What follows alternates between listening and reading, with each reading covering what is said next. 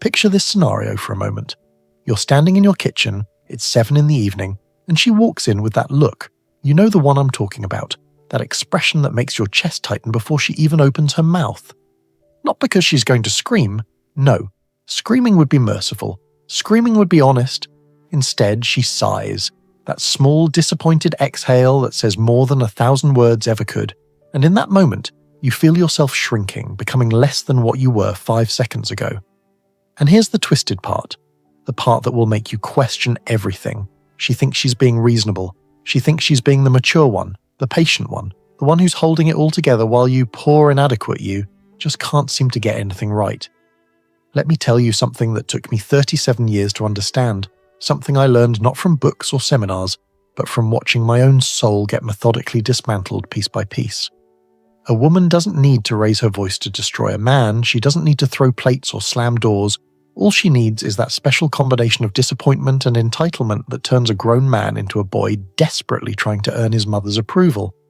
And the sickest part, we let them do it. We practically beg for it. Because somewhere deep in our programming, we've been taught that a woman's happiness is our responsibility, that her emotional state is our report card, that if she's not satisfied, we've failed as men. I remember sitting in my apartment 3 years ago, completely alone for the first time in a decade, and realizing something that should have been obvious but wasn't. Every decision I'd made for the past 10 years, every single one, from what job I took to what shirt I wore to what I ate for breakfast, had been filtered through the lens of what will she think? Not what do I want, not what's best for me, not what makes sense, but what will make her happy, what will avoid that look, what will prevent that sigh, what will finally be enough. You want to know the answer? Nothing. Nothing is ever enough for someone who sees you not as a partner but as a project, not as a human but as a provider of services, not as a man but as a disappointment waiting to happen. You see, there's this beautiful lie we've all been sold, this fairy tale that says if you just love hard enough, sacrifice enough, provide enough, she'll finally see your worth, she'll finally appreciate you, she'll finally transform into that soft, loving creature you thought you were marrying.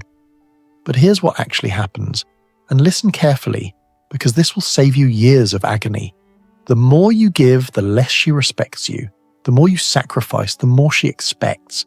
The more you try to please her, the more disgusted she becomes with your weakness. It's not a bug in the system, it's a feature. It's how the whole thing is designed to work. Let me paint you a picture of how this destruction happens, and pay attention because you're probably living it right now without even realizing it. It starts with the devaluation, the subtle art of making everything you do seem insignificant, expected, the bare minimum. You work 50, 60, 70 hours a week. Well, that's what men are supposed to do. You fix things around the house. That's basic adulting. You spend time with the kids. Congratulations. You're doing what every father should do. Do you want a medal? You planned a nice dinner. Other husbands plan vacations to Paris. You bought her flowers. They're the wrong color or they're nice, but you only did it because you feel guilty about something. Watch how quickly gratitude disappears from the relationship. When was the last time she genuinely thanked you for something? Not that perfunctory thanks thrown over her shoulder, but real, heartfelt appreciation for what you do, for who you are, for the weight you carry. You know why she doesn't thank you? Because in her mind, you're not doing her favors, you're fulfilling obligations. You're meeting the minimum requirements of your job description as her man, and nobody thanks their employee for showing up to work. But God forbid you don't thank her for every little thing she does. She cooks dinner? You better act like she's Gordon Ramsay. She does laundry?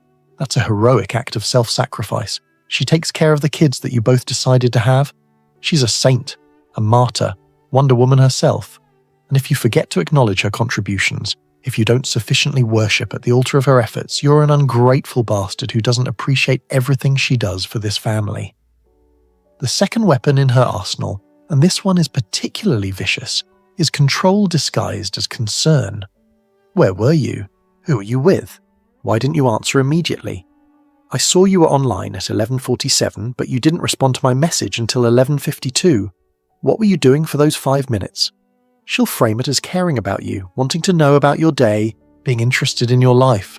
But what she's really doing is putting a GPS tracker on your soul, making sure you know that every moment of your existence is subject to her approval and inspection. And here's where it gets really sick. The more you comply with this surveillance, the more you try to be transparent and accommodate her need for control, the more she despises you for it. Because deep down, she doesn't want a man she can control. She wants a man she can't control but who chooses to be with her anyway. But she can't help herself. She has to test, has to push, has to see how much you'll tolerate. And every time you tolerate it, every time you hand over your phone without protest, every time you explain where you were and who you were with like a teenager reporting to his parents, a little piece of her attraction to you dies. This constant state of surveillance creates something I call preemptive paralysis. You stop doing things not because they're wrong, but because explaining them will be exhausting. You don't go for a beer with your friend because the interrogation afterward isn't worth it. You don't take that different route home because she'll wonder why your commute took 10 minutes longer. You don't join that gym because she'll think you're trying to impress someone. Slowly, methodically, your world shrinks until the only safe space is right next to her, doing exactly what she expects, being exactly who she wants you to be, which is nobody at all. Now let's talk about conflict, the daily warfare that she'll swear she hates, but somehow can't stop creating. Every conversation becomes a minefield, every interaction a potential argument, every difference of opinion a relationship crisis. But here's what you need to understand about these conflicts. They're not about the dishes or the way you loaded the dishwasher or the fact that you forgot to pick up milk.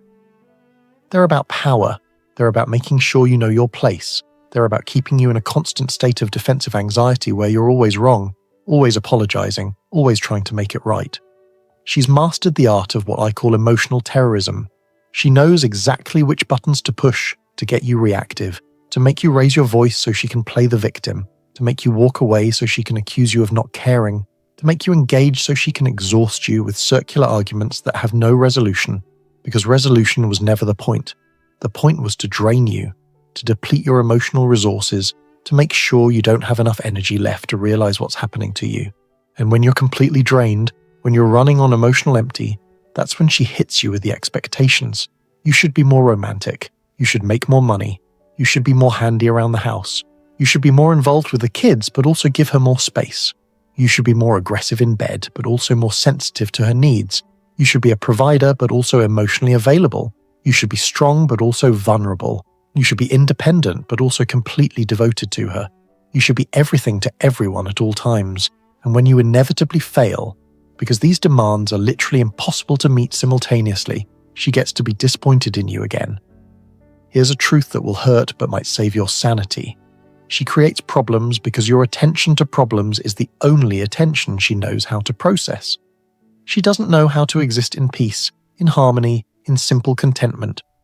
She needs drama like a plant needs water. She needs conflict like lungs need air, because without it, she has to face the terrible reality that she doesn't actually know who she is or what she wants. She only knows she's not happy, and since you're the man in her life, that must be your fault. I watched this happen to my brother over 15 years. Started out as this confident guy, owned his own business, had interests, had friends, had a life. 15 years later, he's asking his wife permission to buy a coffee on the way to work. He's explaining why he needs new work boots like he's defending a dissertation. He's turned down 3 promotions because she said it would mean too much time away from home. But when he's home, she complains he's always underfoot. He doesn't even see it. He thinks this is normal. He thinks this is what marriage is. He thinks this is love. But here's what really breaks a man. What really grinds him down to nothing. It's not the control or the conflicts or the criticism. It's the moving goalposts, the impossible standards, the fact that success is literally impossible because the game is rigged. Today, she wants you to be more emotionally available, so you open up, you share your fears, your dreams, your insecurities. Tomorrow, she's disgusted by your weakness. She can't be attracted to a man who cries, who has doubts, who needs reassurance.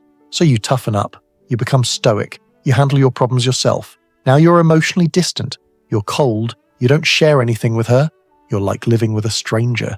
You literally cannot win because winning isn't part of the design. The design is to keep you perpetually off balance, constantly trying to figure out what she wants, constantly failing, constantly trying harder. It's like being in a casino where the house always wins, except you can't leave, and you've bet your entire life on a game you don't understand and can't possibly win. Let me tell you about the moment I woke up, really woke up to what was happening. I'd just gotten a promotion, biggest career achievement of my life, something I'd worked toward for 5 years. I came home excited to share the news, and you know what she said? I guess this means you'll be home even less now. Not congratulations, not pride, not happiness for my success. Just immediate translation into how this would negatively impact her. And in that moment, something clicked. I realized that no achievement would ever be celebrated, no success would ever be enough. No amount of proving myself would ever make her see me as anything other than a disappointing service provider who consistently failed to meet her unstated and constantly changing expectations. The really insidious part is how she'll frame all of this as your failure to be a real man. A real man would know what she wants without being told. A real man wouldn't be bothered by her moods. A real man would provide everything she needs while needing nothing himself. A real man would be grateful for the opportunity to serve her. She's not destroying you, you see. She's just disappointed that you're not living up to your potential. And isn't it lucky that she's here to constantly remind you of all the ways you're failing? And here's where it gets really dark. After years of this, you start to believe it. You start to think maybe you really are inadequate. Maybe you really are lucky she tolerates you. Maybe you really should be grateful she hasn't left you for someone better. Your entire sense of self gets warped around her dissatisfaction. You lose track of who you were before her constant disappointment became the soundtrack of your life. You forget that you once had confidence, had pride, had a sense of your own worth that didn't depend on whether or not she was having a good day. The bedroom becomes another battlefield, another place where you can't possibly win. When you initiate, you're a sex-crazed animal who only thinks about one thing. When you don't initiate, you're not attracted to her anymore. You must be cheating. You must be gay. Something must be wrong with you. The sex itself becomes a performance review where you're constantly being graded and consistently found lacking. Too fast, too slow, too rough, too gentle, too predictable, too weird. And God forbid you ever have a moment of dysfunction, because that becomes a relationship crisis that requires endless discussion and reassurance, but not too much reassurance because then you're needy. She weaponizes her emotions while denying you the right to have any. Her bad day at work means the entire household needs to walk on eggshells. Your bad day at work means you need to man up and not bring negativity home. Her stress is valid and requires support. Your stress is self-created and you need to handle it better. Her tears are genuine expressions of pain. Your tears are manipulation or weakness. Her anger is justified. Your anger is abuse. And through all of this, she maintains the narrative that she's the one suffering. She's the one who sacrificed everything. She's the one who deserves better. She gave up her dreams for you, even though you never asked her to. She could have had anyone, but she chose you. And look how you repay her. She does everything for this family while you just go to work, as if going to work to support the family is some kind of vacation, as if the pressure of being the provider is a privilege rather than a burden. The isolation is strategic. Your friends become problems. That buddy you've known since high school? He's a bad influence. Your brother? He never liked her anyway. Your parents? They're too involved in your life.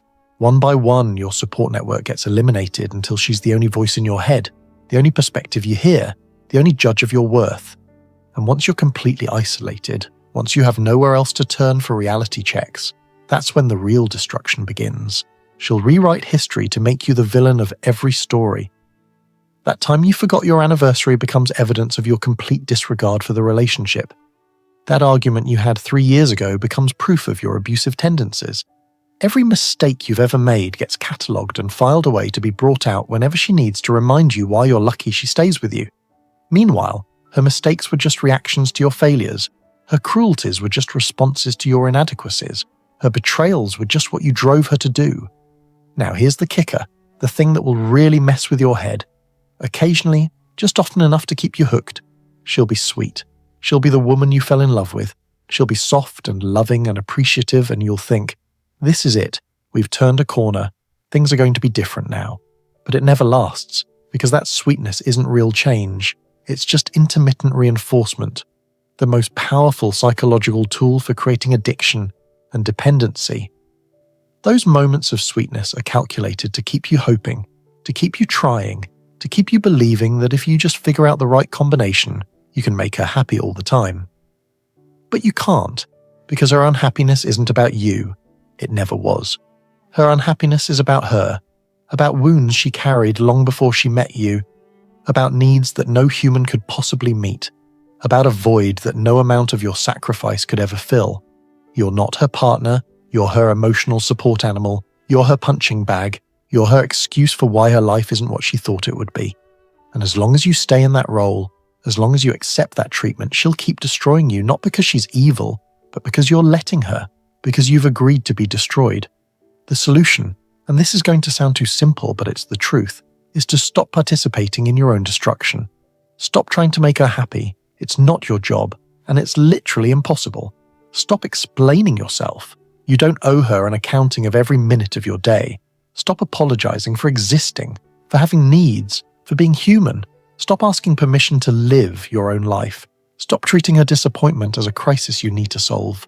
I know what you're thinking, but if I do that, she'll leave. And maybe she will. But let me ask you something. What exactly would you be losing? A woman who doesn't respect you? A woman who sees you as a constant disappointment? A woman who's slowly grinding your soul into dust? That's not loss. That's liberation. That's getting your life back.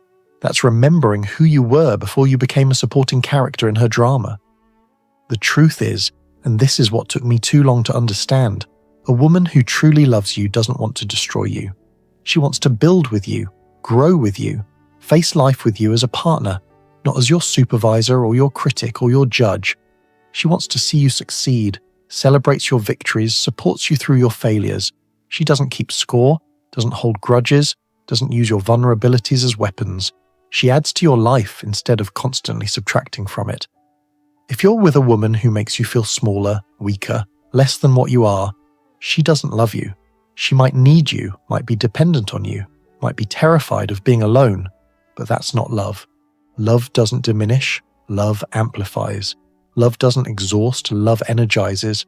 Love doesn't create anxiety, love creates peace. If what you're experiencing doesn't feel like that, it's not love, it's something else, something toxic, something that will eventually consume everything good in you if you let it. I want you to do something right now. Think about the last time you felt genuinely happy, genuinely relaxed, genuinely yourself. Was she there? Or were you alone? Or with friends? Or anywhere but with her? If the happiest moments of your life are the ones where she's absent, what does that tell you about what she brings to your life? If you feel lighter when she's gone and heavier when she returns, what does that say about the weight she places on your soul? You have one life, one shot at this existence, and you're spending it being slowly dissolved by someone who sees you as a combination ATM and emotional janitor. You're spending it apologizing for who you are, shrinking yourself to fit into her narrow definition of acceptable, dying a little more each day to keep someone else comfortable in their dysfunction. Is that really how you want to spend the next 10, 20, 30 years? Is that the legacy you want to leave? Is that the example you want to set for your children? Because here's what your kids are learning by watching this dynamic. Your sons are learning that men exist to serve women's emotions, that their needs don't matter, that love means accepting disrespect. Your daughters are learning that they can treat men however they want, that their feelings are more important than anyone else's, that they deserve to be catered to simply because they exist. You're not just destroying yourself, you're teaching the next generation that this destruction is normal, acceptable, what love looks like. The way out is simpler than you think, but harder than you can imagine. You have to be willing to be seen as the bad guy, because when you stop participating in the dysfunction, she's going to paint you as selfish, cruel, abandoning. You have to be willing to disappoint her, because her disappointment has been controlling you for years, and breaking free means not caring about it anymore. You have to be willing to be alone, because being alone is infinitely better than being with someone who makes you feel alone. Start small. Say no to something, anything, without justifying or explaining.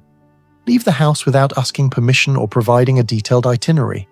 Have an opinion that differs from hers and stick to it even when she tries to argue you out of it. Watch how she reacts, watch how she escalates, watch how she pulls out every tool in her manipulation toolkit to get you back in line. And then watch how, if you don't cave, if you don't crumble, if you don't go back to being her obedient servant, she either has to respect you or reveal her true nature.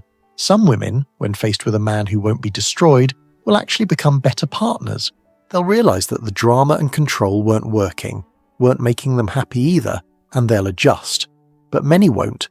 Many will escalate until the relationship becomes untenable, and that's okay because a relationship where you have to accept being destroyed to keep it going isn't a relationship worth saving. The most important thing to understand is that this isn't about becoming some kind of tyrant or treating her badly. It's about having boundaries, having self-respect, having a life that exists independent of her approval. It's about being a whole person instead of a supporting character. It's about remembering that you matter, your needs matter, your happiness matters, and anyone who tries to convince you otherwise doesn't deserve a place in your life. Look, I know this is hard to hear. I know you've probably invested years, maybe decades into this relationship. I know there are probably kids involved, shared assets, a whole life built around this dysfunction.